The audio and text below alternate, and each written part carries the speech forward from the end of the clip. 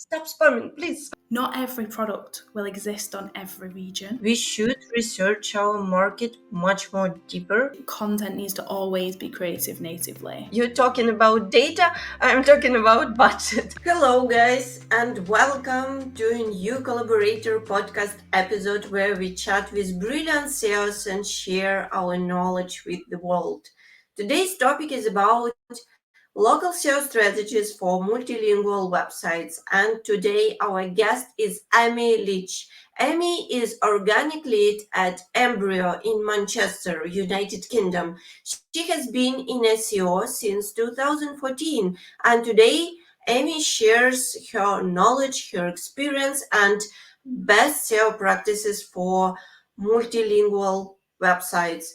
My name is still Alexandra. I'm your host, and I'm also a SEO specialist in the past in Link Builder. Now I'm working as marketing manager at Collaborator.pro. I also had some experience in local SEO in United States, in Europe, and Canada. So I think we will have fun. But before we start, please like, subscribe, and share your thoughts and comments after this video. Thank you. Amy, the floor is yours. Thank you.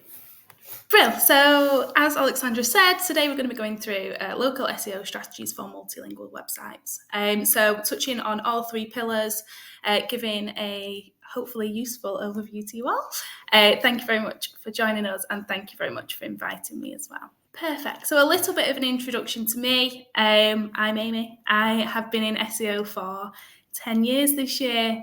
I started out in quite a small digital agency in the middle of Manchester, doing a lot of off-site work there. But since then, I've been both agency and in-house. I'm now working at Embryo as our organic lead. And I work with all of our SEOs, our content team, and also our digital PR team, working across all strategies for all clients. I've got a wide range of experience in all industries, whether that be B2B, lead generation, also looking at e-commerce. And my time in-house was spent in the travel industry, which was quite nice as well. So we'll get this going by sort of having a look at a little overview into the differences between local SEO and traditional. Let's be honest, the lines can get a little bit blurred between the two. And I think understanding the key differences is what we need to look at here. So for me, personally, and I guess how this should be seen, is that the key differentiator is your audience and their intent. What is the intent behind what they're searching? What are they looking for? From a local perspective, I'd say you've got to look at that super targeted, super niche. You've got to understand that you're targeting users who are looking for something local to them. Traditional, think broader. So what I've done here is a little bit of a SERP analysis, just to take a look at intent before we get going. This is using one of Embryo's internal tools, which is called Intermingle, and essentially it takes snapshots of the SERPs, and we can look at all of their different SERP features. So I've used three terms here, which from a user perspective, I believe have a different scale of intent from more traditional to more localized. So law firm, for example, there is no real local intent behind that search. I might be looking for one locally, but I've not sort of specified that. Then cake. So this is super broad, I guess. It's sort of a you tell me. I don't know what I'm searching for here. If I'm looking for cake, I could be looking for images. I could be looking for recipes. I could be looking for my local bakery down the road. I'm not giving Google my intent, and I'm not telling them what I want to look for. And then finally, Stockport estate agents. So that's the town where I live. And I'm being super specific and saying I want estate agents within my area. Now, across these, it's quite interesting to see when you look at a landing page level, I've put a little star asterisk here, with local ranking content. So all of these pages have specific localized landing pages associated to them. So although with law firm and cake, I've not been that specific, Google's trying to give me local results. And it's also important to see the top local packs as well. So those local results across all three of these searches are appearing. So Google Business Profile is appearing there. Google's delivering people that map to try and make and understand, is this local intent what they're looking for? So yeah, it's really interesting to just look at the SERPs. And in my experience, more recently, Google's shifting towards local. As I say, I'm searching for a really broad topic of cake, and it's trying to find what's best for me. It's trying to find what's best for that user and what's closest to them, which is, again, really interesting to see, even though I'm not giving them a direct message. In terms of local SEO and the fundamentals, I guess, for multilingual websites. Before launching internationally, it's important to understand what we're referring to here. So there's multilingual. Multilingual is a website which offers content essentially in more than one language. Whereas multi-regional is a website that explicitly targets users in more than one country. So it doesn't necessarily need to be more than one language, but websites can offer both. For example, a Canadian business with English and French versions of their website would be multilingual. Now, for multi-regional, we could have a manufacturer of a product, let's say. They ship to both Canada and the US, and Google's trying to find the most relevant page for that. Not necessarily in different languages, but delivering content in different regions. So globalization. It's important to understand the domain structure of globalization before anything. So from a technical perspective, there's different TLDs which can be used, and they all vary in scale. So you're looking at them .gov, .edu websites, which are quite big domains. As someone who wants to build authority and links, they're the kind I'd go after, because those are really strong domains. They always have been. So those are STLDs, so they're sponsored. So the highest authority from a domain perspective, and they're often educational, government-led. Then you've got the local ones. So you've got your country code TLDs. So .co.uk, .nl, .de, .it, all of those country-specific domain levels as well. And then we've got GTLDs, bit of a tongue twister. So the GTLDs are your generic TLDs. So they carry the power of globalization, essentially. It's usually the .com. That's what we can use to expand. You sort of find .com more globally nowadays as well. And then you've got your non-profit ones further down, your .org, your .net, .biz. I mean, there's .agency and everything out there now. So those sort of carry a little bit less. But for the purpose of this, we tend to look at .com or the country code TLDs, which leads me nicely onto domain structures. So when launching internationally, you've got a few options. There's pros and cons to each one. So we're just going to go through a few of those now. So those CCTLDs, those country codes, .co.uk, as I said, .nl, depending on where you are, they're perfect for essentially websites which want to stay within that region. They're very obvious to the user. The user knows that a .co.uk website is a business in the UK.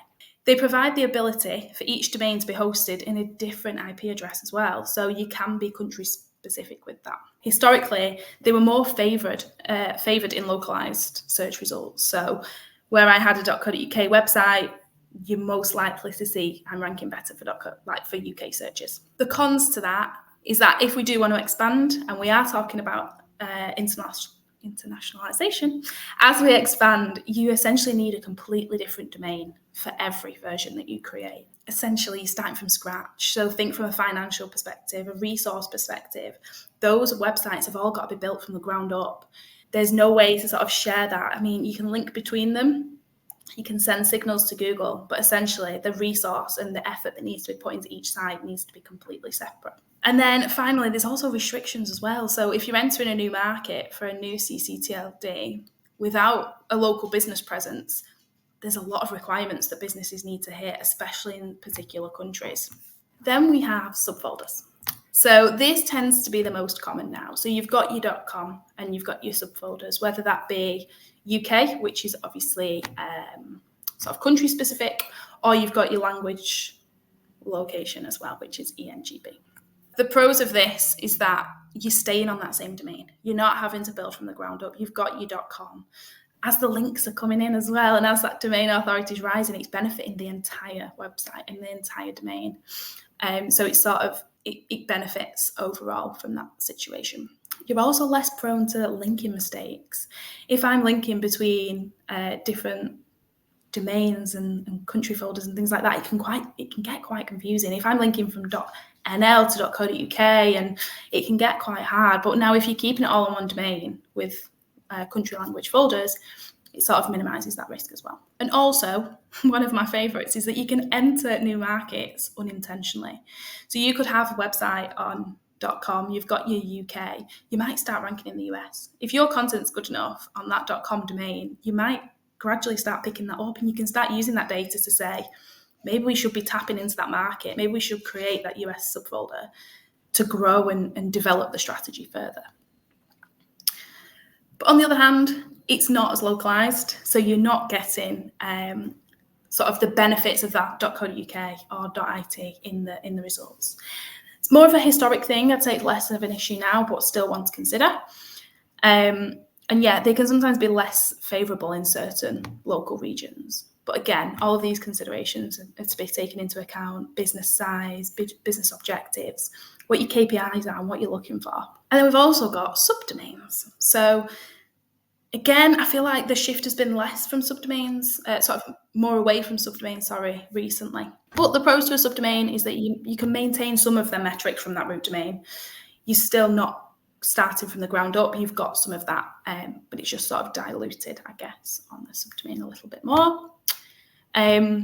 Which again leads me into the cons. So whilst you're maintaining a lot of that value, you do lose quite a lot of it in terms of like you're diluting it, you're moving it onto that subfolder.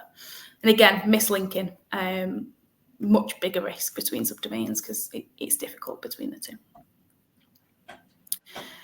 So no matter what route you go down in terms of your setup and your like the domain path you choose, whether you go for subfolders, subdomains, or entirely new separate CCTLDs, you still need this Hreflang implementation. I guess Hreflang can sometimes be a little bit scary, and a lot of people are quite worried about it when you initially set it up. To me personally, I see it as a bit of a conversation with Google. Like, you need to think of it like this: like, hey Google, if someone's speaking Spanish from Uruguay, we'll give them this page, give them the one which says ESUI, and that's what we're telling them within the code. Once you get your head around it, it gets a little bit easier. But again, if someone's speaking English from the UK, give them ENGB. But equally, if you don't know what option, or we don't have an option, then just deliver the X default. And that's really important to make sure that every page on your website has an X default. These essentially are instructions to Google. And like I say, it's a bit of a conversation. We're not saying to Google, this is what must be done. And I'll get onto that. It's more of a sort of, this is a directive. We all know what Google's like. We can set a canonical and then you check Search Console and Google says, actually, I picked another one. We're trying to give them the pointers, but at the end of the day, we've got to control as much as we can. And having Hreflang is imperative for anything, just to make sure that you've got that in the code. So essentially, it's the HTML attribute which specifies geographically the language of a website too. I have a question regarding the Hreflang implementation. I saw and I heard that for last year, some big companies like Nike, for example, deleted their Hreflang and the local versions of their web pages. What do you think about it? Why they do this, and is there any reason to do this for such big e-commerce projects? It's actually really interesting you ask. So obviously I'm looking through Google documentation and things like that constantly. If you actually look into the documentation around multilingual sites, it actually says Google's deciding factor is the content itself. It's not to do with like HTML on the page, which is what I was touching upon there. This is good to have, and for me, I'm a very cautious SEO. I cover all bases where I can, but their actual decision lies within the content. So if we were saying to Google, hey, look, visit this page for ENGB, but it was all in Polish or Chinese, Google will say, that's not the right thing for my user. And essentially, they'll deliver what they think's best. So I think for brands like Nike, I don't know whether maybe they're more leaning that way. And I guess it's also quite complicated, especially when it comes to e-commerce. Not every product will exist on every region or again in every language. They can't deliver every product to every set. So sometimes, I think I've added it in here, so adding a blanket rule can actually cause more issues than not. So if you're set up in your CMS and you're saying, hey, this product, we've got 6 or 7 different countries and languages, just put it across them all. You're going to cause a lot of 404s. They might not offer it in there.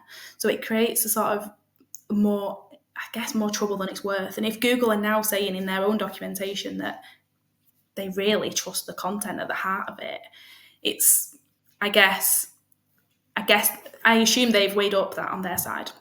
A lot of big brands are doing that, and it's interesting because it'd be interesting to see what impact they've had as well from that, and have they seen a decline in visibility or rankings, or how that's really impacted them.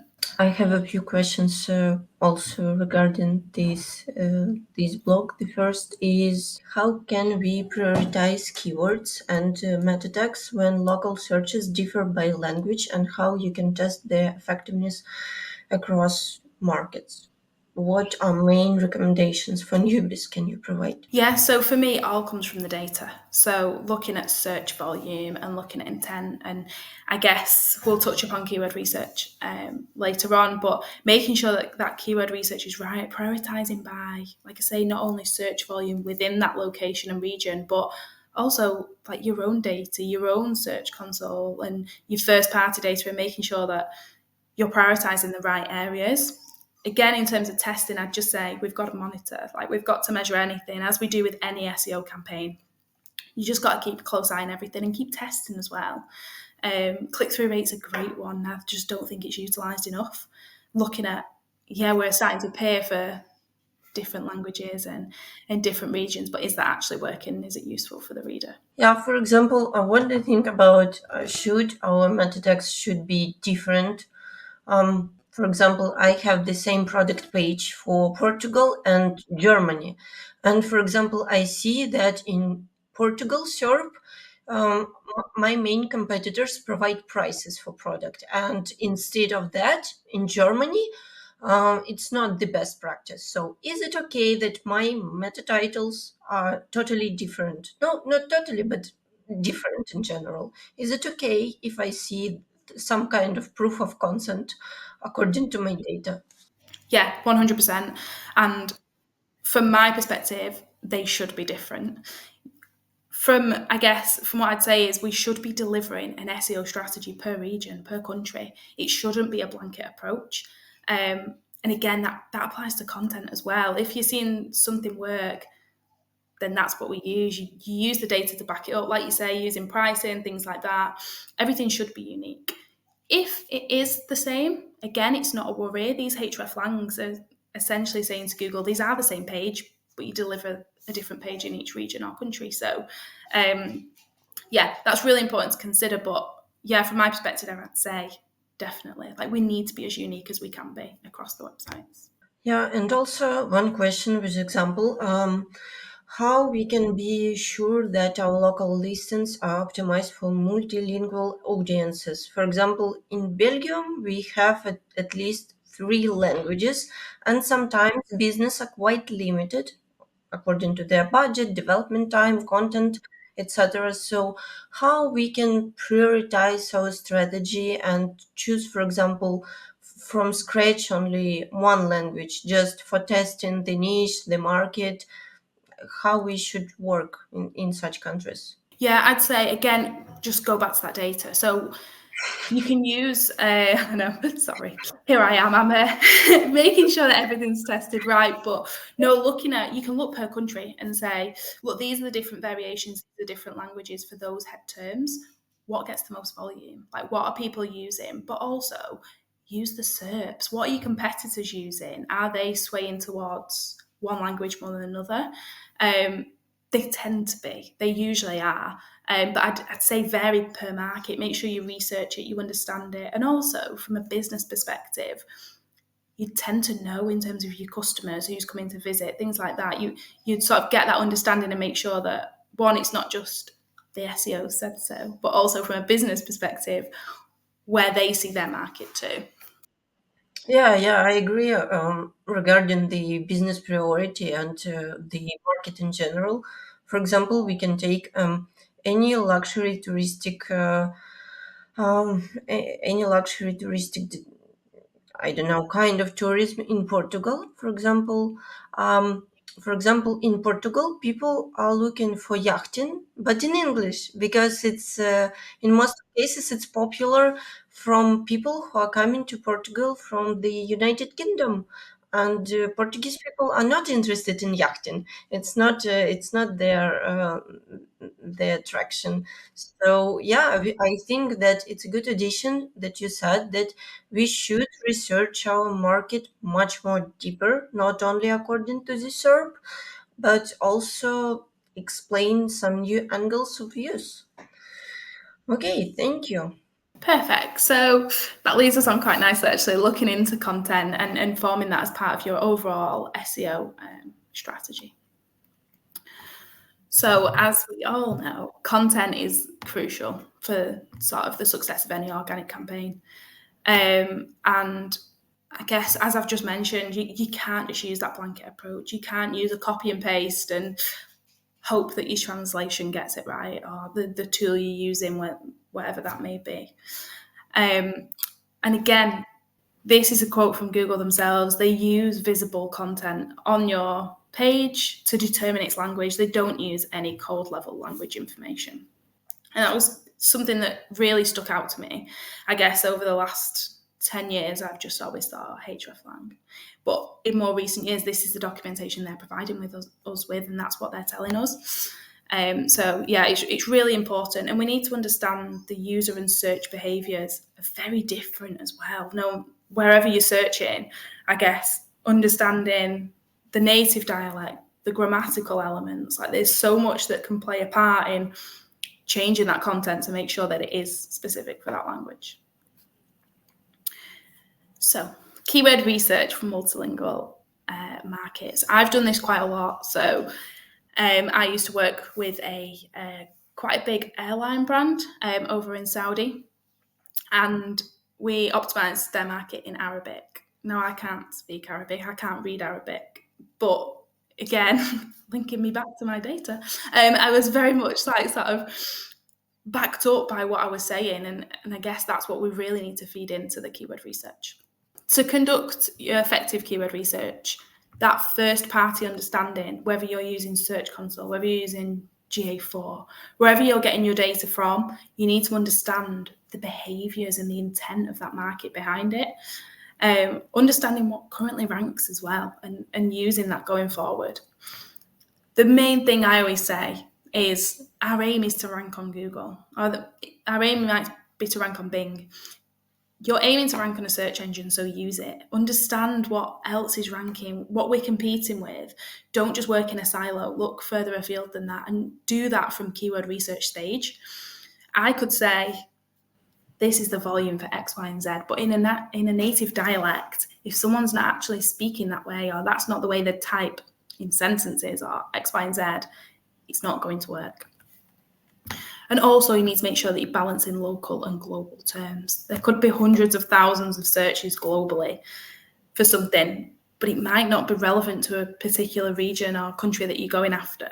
For example, parking lot. Someone in the US is looking for a parking lot, and they're looking where they want to park. It gets 20,000 US searches on average a month. In the UK, that's next to nothing. We search for car park. We get 10,000 searches because we're looking for a car park as opposed to a parking lot. So it's just it's understanding those sort of differentiators as well in terms of the dialect and how that represents. And then content creation. As I've said, don't worry if you can't speak the language. I never could speak Arabic. I've done it for Poland and many more. I just can't speak it. The main thing for me is content needs to always be creative natively. From an SEO perspective, you can do the research, you can gather what you need, you can create the briefs, and you can brief that in from the knowledge and expertise that you have. But in terms of writing it, it's a whole different ballgame. There's always going to be back and forth as well. So the ever ongoing sort of battle between SEOs and development, and how you have that back and forth, it's going to be exactly the same. I'm going to give some data to someone and say, this is the word we need to go after. Many a time they'll say, that's not how we speak. And I'm like, I know, but that's what people are typing into Google. I can see the results and I can see what that is. So it's sort of understanding that as well. And I guess also double, triple checking all of this. So for me personally, the way we used to do it is sort of create a basis translation. So I'd have parking lot, for example, do that translation and put it into the tool, see what's coming out, but also triple check. So when you come back out of that and translate it back again, you could get completely different results. So you need to make sure you know exactly what you're going forward with. I think the hardest part is to find the right writer, and probably you need to spend a lot of time from the start to find a few good writers for your content in that language, and probably to take a consultation from a Yeah. local SEO specialist just to check the words and how do they sound for native speakers. I hate this part of work, to be honest. I think editors as well. Like it's useful having and putting you're putting your trust in someone, aren't you? Really, you're the trust of your business. You're putting into somebody to write this content. For me, I'd always hire an editor as well in that native language and say, "Hey, can you just check this? Can you edit it? Is this right?" Because it's a lot of faith, and sometimes Nike, for example, I assume they've got their own in-house native speakers, but if they were putting that responsibility on someone, it could change their business overnight. So I think it's just really important to sort of get it checked and checked again. And as I said, I'm a very conscious SEO. I'm very cautious with everything I do. But yeah, I'd say I completely agree. It's a long, difficult process to try and find the right people, isn't it? Yeah, and unfortunately, those mistakes can cost you a lot. They can. I had unfortunately a few really pity examples when my junior provide the wrong titles for e-commerce pharmacy store in Portuguese, and the verb was written incorrectly. And then, unfortunately, I noticed it when I saw that my traffic is decreasing. And yeah, I was wondering what's going on. I decided to check my technical mistakes, but the first step, which I should do, is to check the meta text and to see that, hey, there is a wrong verb, Yeah. and this is a crucial mistake. Unfortunately, yeah. So we should be really careful with this. And if you don't know those language, it's better to hire someone else because it will be cheaper Yeah. in future than to pay for your mistakes. Yeah, definitely. And when I worked in-house, we again had multilingual sites and we had product specialists essentially in each region. So although we handled everything online and the content creation, I just got them to check over everything. And I was like, you're natively speaking in that language. I'm not asking to write the content, but can you just check that this makes sense?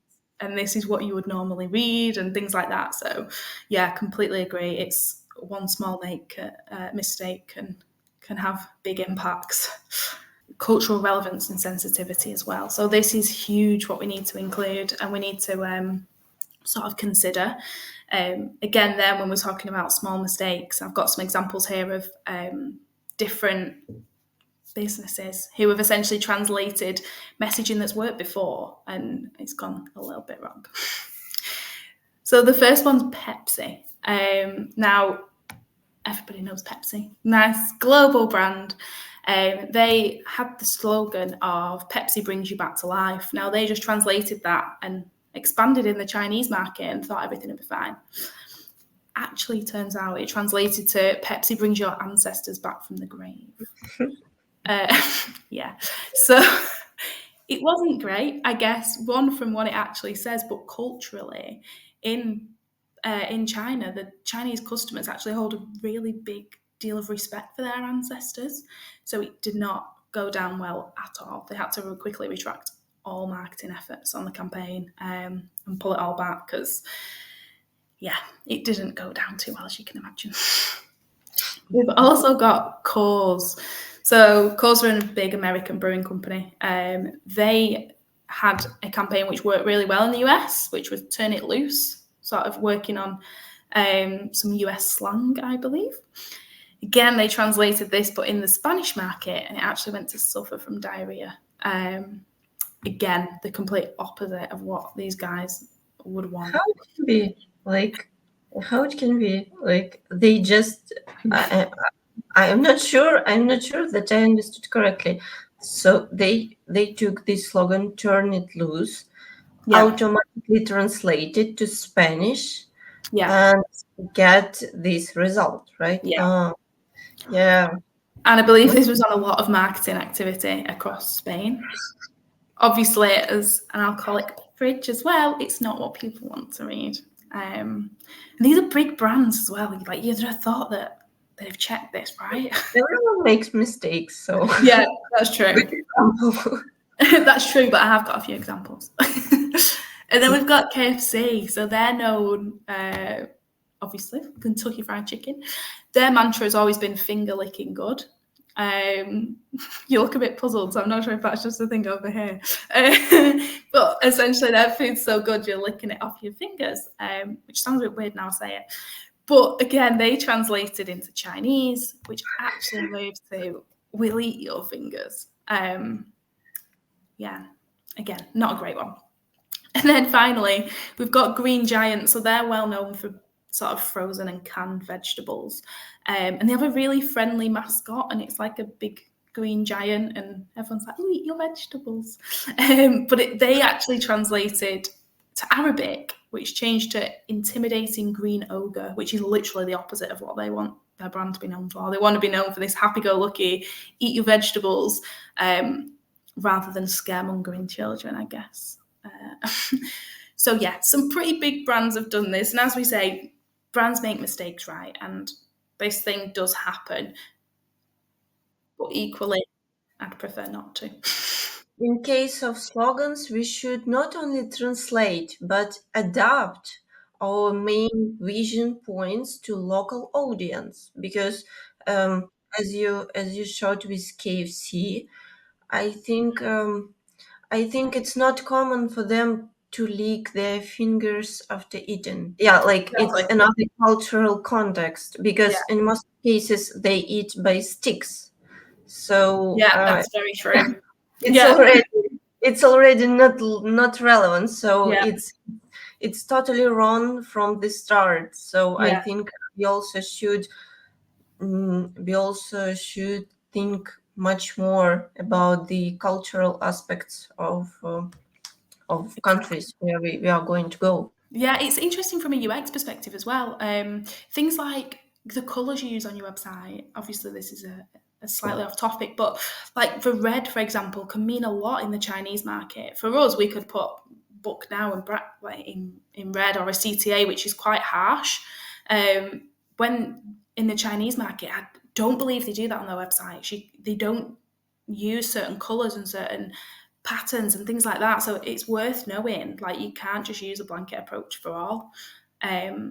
So for something like that, we tend to use sort of heat mapping tools. You've got like your Hotjar, your MS Clarity, and putting things like that on site can also look how users are engaging with your website as well, and how they're understanding it, and navigating through it as well, I guess. I think also in these cases, it was to create a separate domain with local TLD just to test the niche, the market, and to learn by your own mistakes. Yeah, I think you can also do it on the subfolders, I guess. But again, you can test the water with a couple of pages. You don't need to publish your entire website or go across the board. You can sort of test it, understand a few pages. Is it working? And are they engaging how you want them to? But again, it's all just coming back to that testing, isn't it? And understanding and digging into that your users in each area as well. Moving back to our topic about localization, keywords, and cultural aspects, I have a few questions if you don't mind. Many SEO tools focus only on English keywords. It's not a secret. Tools like Href, SEMrush, they have really huge database, but it perfectly works, but for English words. What advanced techniques can you recommend for very specific languages, such as Arabic, for example, or Hindi, or any kind of another languages? What else can be used to do our advanced keyword research? Yeah. So to be honest, although these are mainly built around English keywords. When I was doing Arabic, Ahrefs was the best tool by far I could use. It's really advanced in that sector, and I think when you're looking at SEMrush, obviously a few years ago when I was doing it, there was next to nothing. Like I don't even think it was available to look at volumes then. But Ahrefs is actually really good at it. And also, I'd use Keyword Planner. Again, it's a Google tool, right? It's coming from the sort of where you want to be. It's coming from there itself. So I definitely look at that. Also, a great tip I'd say is to, again, when you're looking on the search engine, you're looking at what people are ranking for. Use what you've got. So people also ask sections are really good for this. So you can see what sort of questions people are asking and use that in sort of your research as well. So yeah, you've got your keyword research and you've got your core terms, but you might want to create sections on what people are actually asking and what Google's delivering. Not help you rank in them areas as well, but it gives you that backup and that insight as well.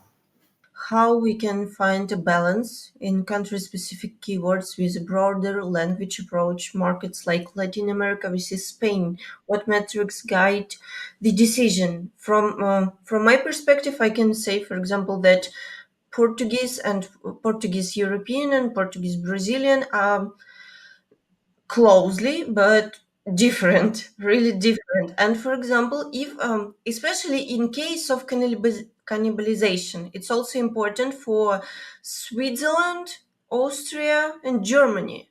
Of course, all of those languages, they have some differences and cultural aspects, but what to do for website in case if I have Brazilian page, which is local targeted folder, and European Portuguese, how I can be saved from cannibalization issues with my website.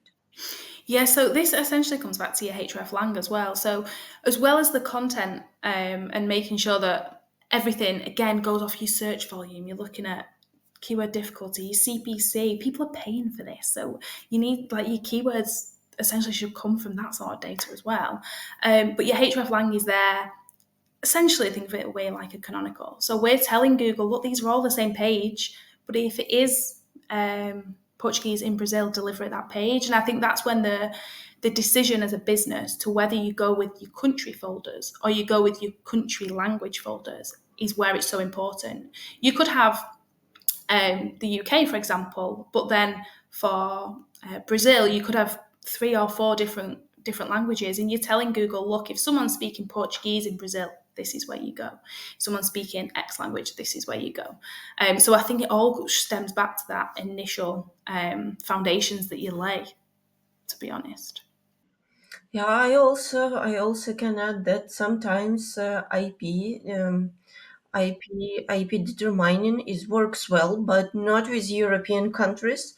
For example, I had a website with German page, Switzerland page, and Austrian page. Sorry, not Australian, Austrian page. And we decided to switch automatically, determining the IP address of the user. So, for example, if the user is from IPs from Switzerland, and or for example, instead in Germany, but it doesn't work because Switzerland is so close to Austria.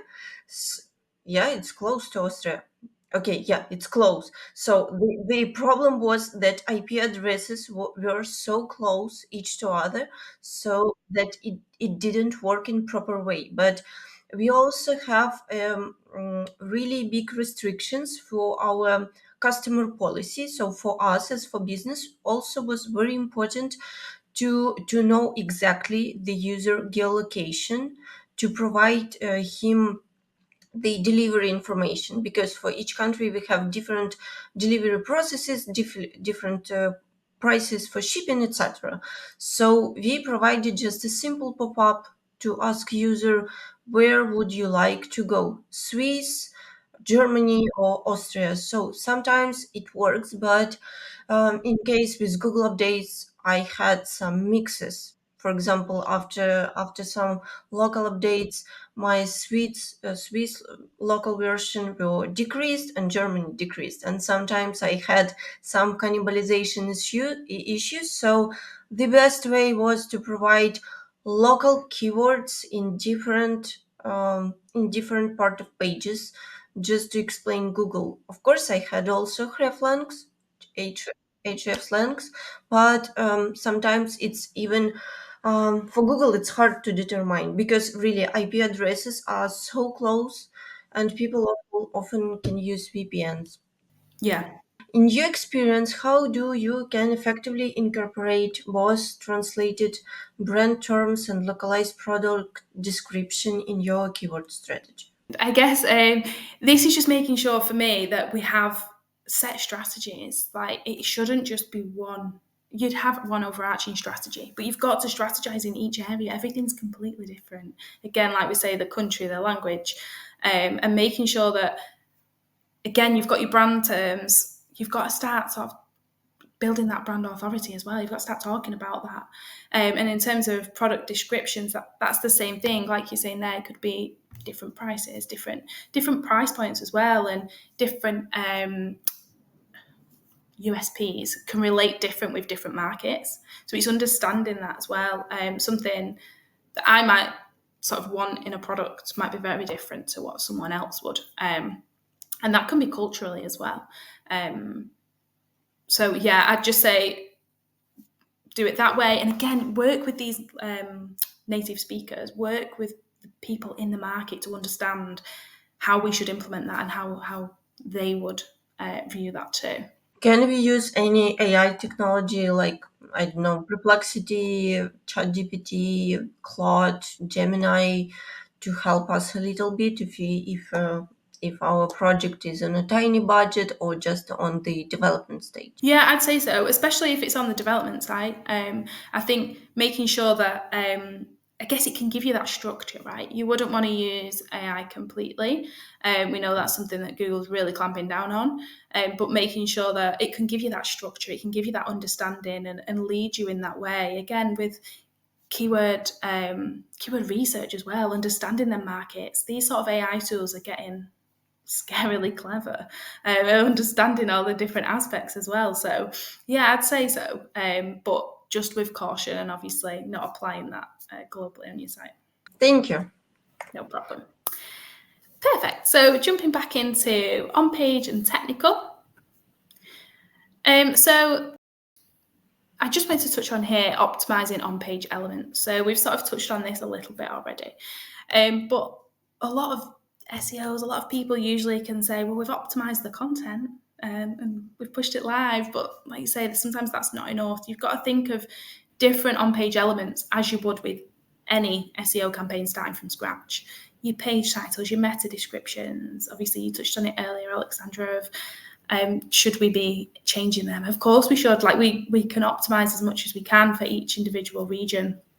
URLs as well. This is one that often gets missed, but often leaving URLs in the first language can often happen.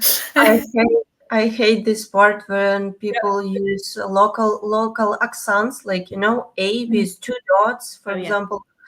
And they also use these special symbols in all the other parts. Yeah. It doesn't work. Please stop to do this. It's a huge Yeah. mistake, because it's Exactly. so harmful to fix it every time. So, I'm sorry. It's Spirals. it just my scream of pain. It just spirals and creates so many more issues than is just like needed. Headings again, subheadings. It's everything we need to take into consideration, even down to alt text. If like these signals all need to be matching up, everything needs to be pointing in the right direction, and internal links too. I have a question regarding the images, but it's not according to topic of multilingual websites. But anyway, I would like to ask you your opinion about how we should write alt text, like by Windows Online or descriptive alt tag, which really describe window, its dimensions, its type, for example. Just let's let's break that myth. To me, describe away. Describe that image. Like it. There's nothing worse than keyword stuffing for me. And exactly, I'm glad you did thumbs up there. There's nothing worse than just keywords everywhere. Like you say, buy Windows online today. Online Windows for sale. Like, please stop. Yeah, please be more specific because Yeah, the image search works in this way. You exactly. just try to find exactly the right product for you. So the more descriptive your alt tag, the more chances you will have to be ranked on the image search and additionally get traffic which you can convert in the Yeah, future because people try to find specific products. So be specific. It's yeah. the best option. Stop spamming. Stop spamming, please.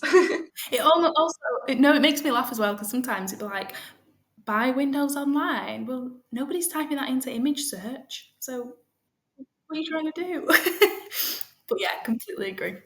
Perfect. And then looking at from a technical perspective as well, again, as you would anyway, internal linking is massively important and it plays a huge part in every SEO campaign. So the same thing applies. You should be linking internally, showing that these are the pages we need to go through, providing that contextual value as well to the crawler and the user. Less of the whole click here, like more of the strength and anchors and important text. And then also external links as well. This is quite a big one that I think often gets missed. If people are translating content or moving it into another language, then use relevant sources. If you start linking back to the UK all the time and that's my only source, right, that's not useful to the user or to Google. It's your source is no longer relevant in a new market a lot of the time. So it's something to really be aware of and to consider. I think it's especially important for your money, your life niches. Yeah, for sure.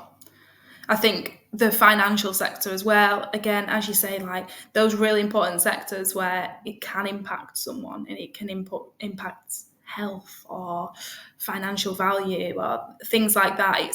You've got to make sure that your sourcing's right and you've got to make sure that your external links are right. But again, like between language as well, and it's something that always seems to get missed somehow. It's just like, oh yeah, it's relevant to them. It must be relevant to us, but it's not necessarily the case.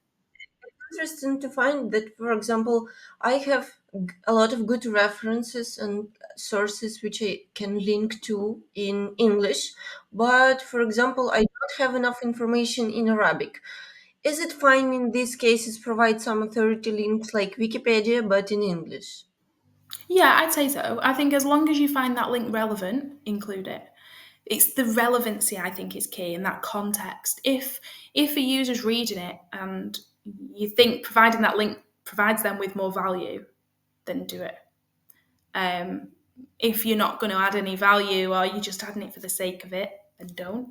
But if you're giving that value to the user, then it's useful for crawlers too.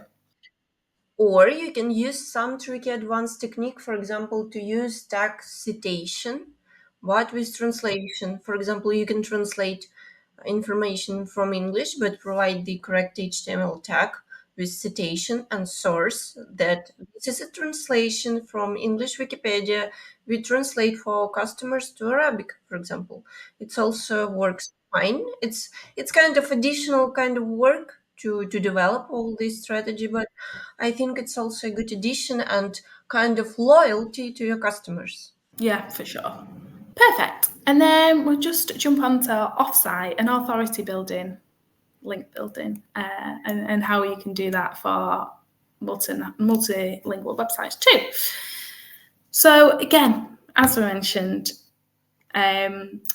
local listings are huge. We saw initially when I provided that screenshot, local listings are in most SERPs these days. Even if I'm not being specific, back to that cake reference, it's still trying to give me a local result and it's giving me that map pack and local SERP feature. So it's important when you're expanding to have your physical presence known too. If you're physically in that location, this is critical, I'd say. You've got to show people that, yes, your website is in you've now expanded, you're in Portugal. But if you've got a physical presence, that's nothing but sort of trust signals to Google for them to understand, oh, you are actually here.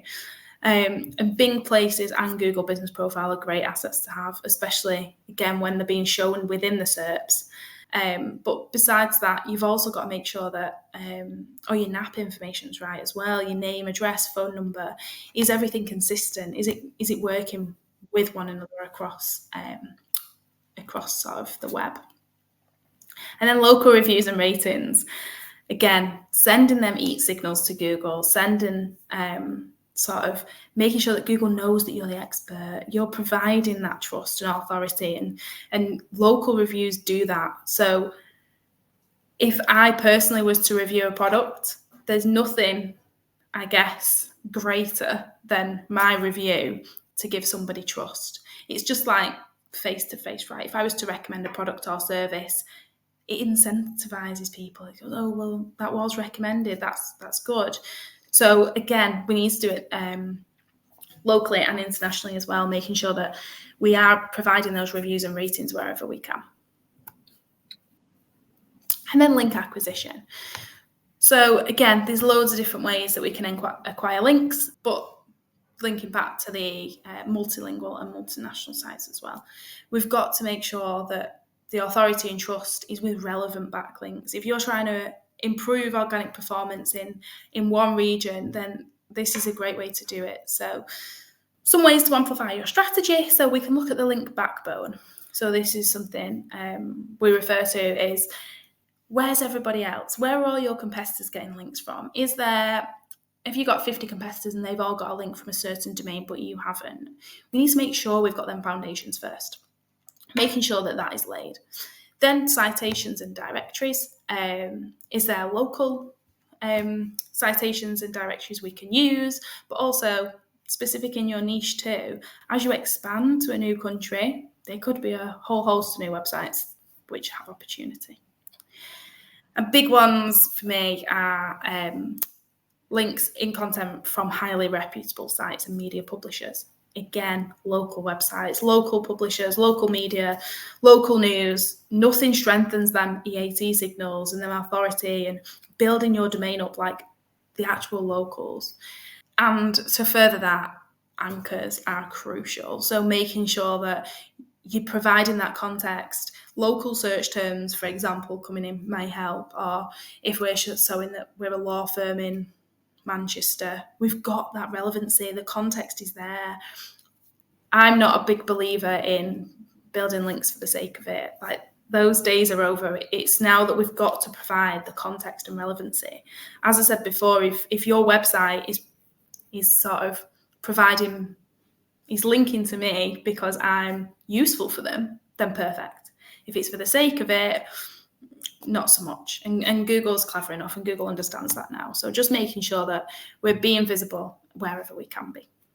What do you think about using UGC platforms such as Quora, Reddit, where we can find some local groups, local chats about this specific topic, for example? Can we use it to expand our performance?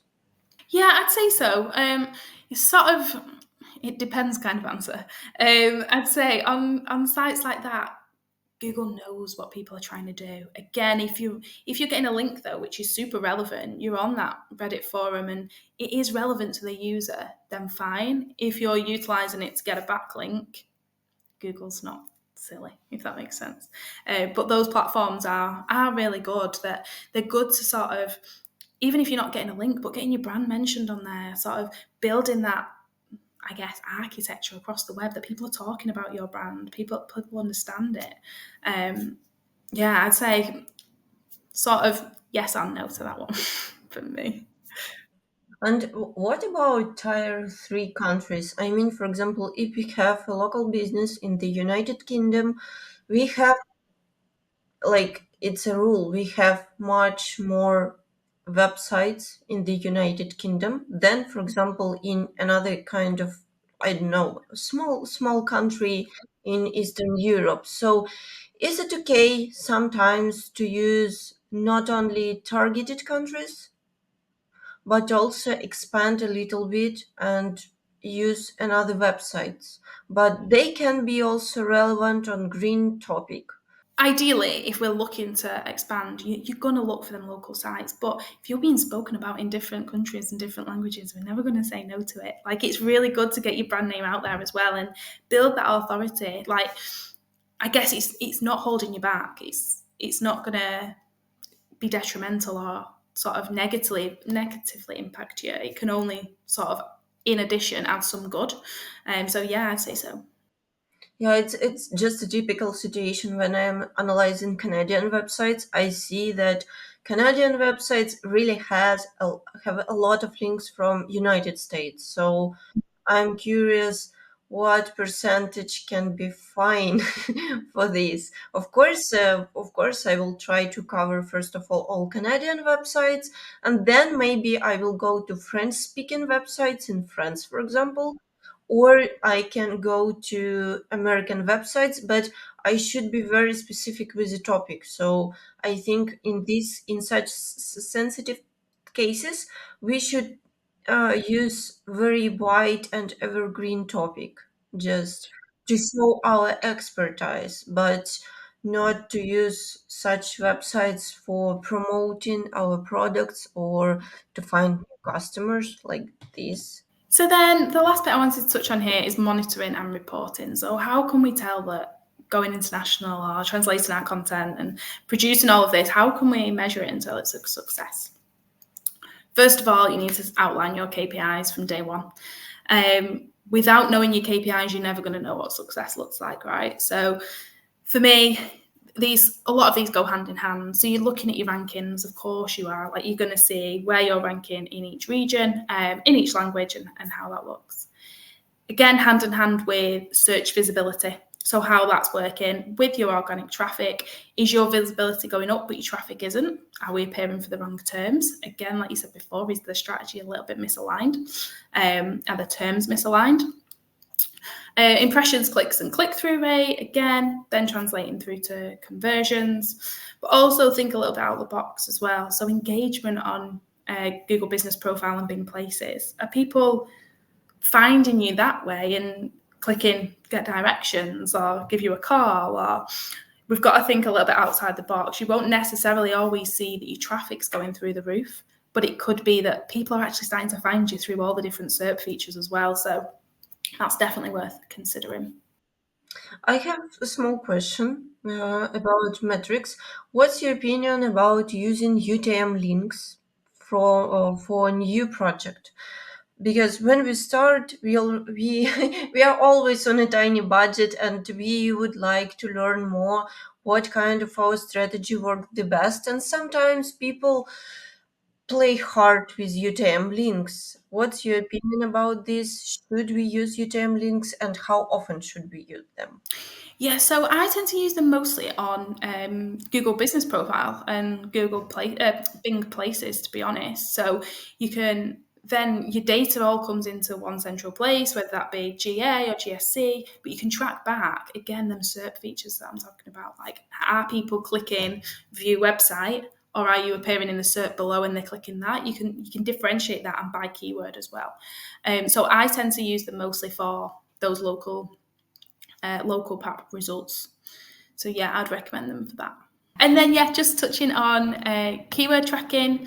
So again, there's a lot of really good tools out there, to be honest, especially now, which can allow you not only just to track your rankings, so one translation to the next, it's great, but we can also use tools such as SE ranking, for example, go down to by postcode. So you can see on what postcode where I'm ranking and how that's fluctuating. So it's important, it's really important keyword tracking wise, not just to look at your translated term, but if you're looking at how that ranks in the UK, it's literally pointless. So you need to make sure that you're looking on that localized level as well. And then visibility. So again, it's really important to track and benchmark against your goals. So this is a screenshot from Sistrix looking at Apple, for example. You can look by subfolders, so you can see there that their /DE subfolder is outperforming currently some of their others. So can we use any learnings from that? What have they been applying on them German pages? What they've not in Spain or France or Portugal? Like, how can we utilize that?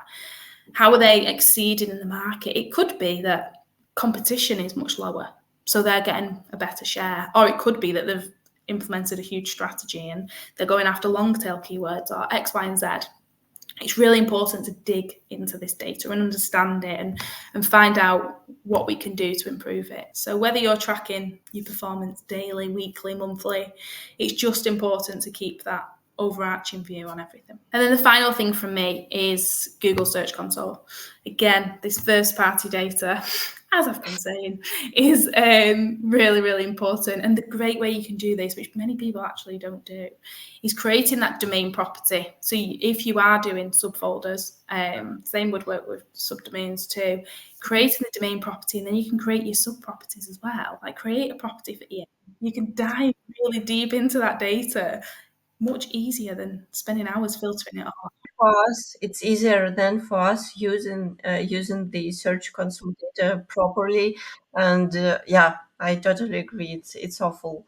It's probably one of the first thing which I try to recommend every business when I come to see the Search Console and I see one problem like what? Yeah, exactly. And again, you might also have different stakeholders in different regions, and they're like, how are we performing? You can grab that really easily and just showcase them.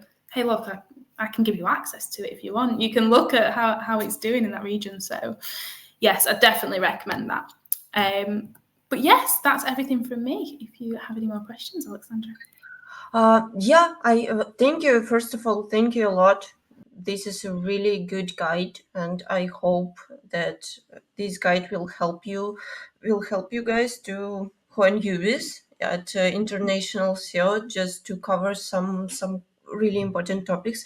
I also wanted to ask you when we were talking about backlinks and reviews, testimonials, how we can encourage and motivate people, our clients, to leave us reviews on Trustpilot, on Google Maps, on any other kind of reviews website. Because when we start a business and we start our international expanding, it's really hard to get first reviews, but they are crucial for any e-commerce business. So maybe you can share some actionable techniques or strategies, or even your personal experience, how we can do this to get because I don't think that generating reviews or buying reviews it's a good practice, because anyway, when you are buying such kind of service on Fiverr or even Upwork, they have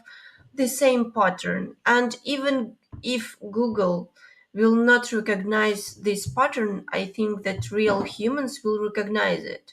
Yeah, for sure. I'd say, I mean, there's a lot of ways, right?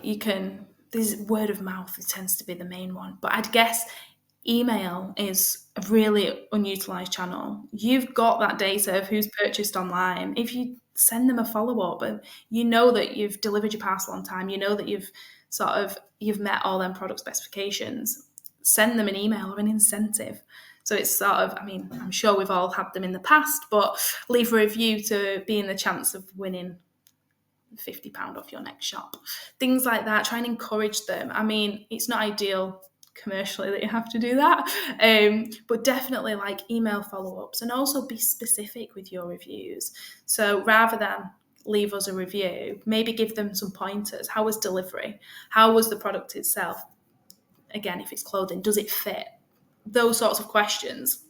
You can use that data as well. You can dig into it and say, you can put it on sort of your product pages, and 90% of people said this was the perfect fit, or delivered within 3 days, approved by 90% of customers, X, Y, and Z. So yeah, I'd just say continue them touch points. Email's a massive underutilized channel, I think. And once you've got sort of that data and you can go after it, you can keep your customers engaged. Organic is sort of waiting a little bit. Are they going to come back? Are they not? So you've got to make sure that you're utilising every channel, whether that be, again, paid social. you know that they've purchased a product, and you can target them quite easily. You can say, well, they've been through to a thank you page. They've done that. How can we continue their journey with us? Make sure that one, they review us, but two, they keep coming back as well, and creating that brand relationship too. Especially if you are talking about some kind of local physical services like, I don't know, carpet cleaning. It's a great way to use photos before and after. People really like it. It's a good strategy. And I had such experience working with carpet cleaning service in Canada. And we really did hard work with these photos before and after. We started from that. We started to ask our customers to share their opinion with photos before and after, but in most of cases customers forgot to make photos, so we asked our cleaning guys to make those photos and to ask homeowners if they don't mind if we will use these photos in our social media strategy. And yeah, it's good, it's good strategy, but I think also that I would like just to finalize the thought that I think it's worth to have a small amount reviews but make them organically and in most organic way as you can, rather than buying reviews, because anyway sometime you can be penalized by Google. And yeah, and also I wanted to ask your opinion about using local directories, like the basic one like yellow pages, and going through to more specific. For example, if we have some kind of medical services like dental clinic, what's your opinion about this? Of course, we should take care about metrics, traffic, but in general, is it a good way to focus from start and build those links, or should we go to guest posting, for example? Of course, if you are on a limited budget, because we are always on a limited budget. I'm sorry, you're talking about data. I'm talking about budget. So, what's your opinion on this? Yeah, I think, to be honest, I always benchmark against, like I said, they're the link backbone. So we've got tools in house that do that for us, but I know Ahrefs can do something similar. So you can look at where have all your competitors got links from. If they've all got links on Yell and it's quite easy, I'd get that link from Yell. Ideally, you should be on the more relevant ones, though, right? So I'd do that again as the backbone, we'd say. So you do that as your foundations, just to lay those. I would do them first, and then you start creating naturally those links. The other thing I'd also say is, yes, I'm saying doing it first, but please don't go out and get 10,000 directory links overnight, because that also wouldn't be great. But I think, no, just building them up and just, again, where natural, where fit, like you say, if there's carpet cleaning locally and you've got very local, very niche directories, then sure. The ones I tend to avoid are all of the SEO related ones.